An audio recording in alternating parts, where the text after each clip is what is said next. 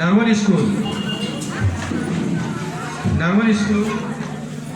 School जो है वो आप जो है महफिल को थोड़ा गरमाने के लिए एक जो है गज़ल लेकर आ रही है नरवन स्कूल, और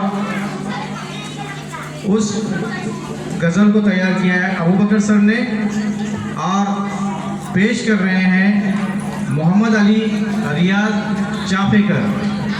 तो समाअत फरमाइए एक गज़ल।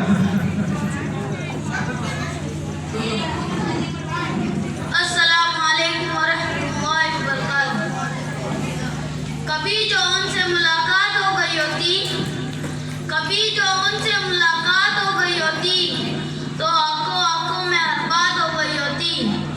मैं बादलों पर अगर तेरा नाम लिख देता, मैं बादलों पर अगर तेरा नाम लिख देता, तो मेरे गांव में बरसात हो गई होती।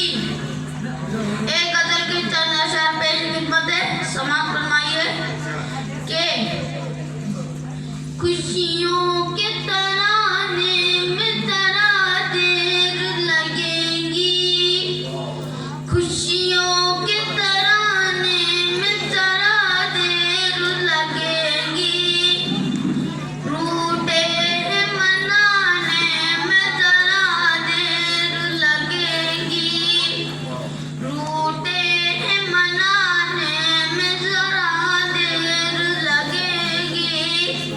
और ये शेर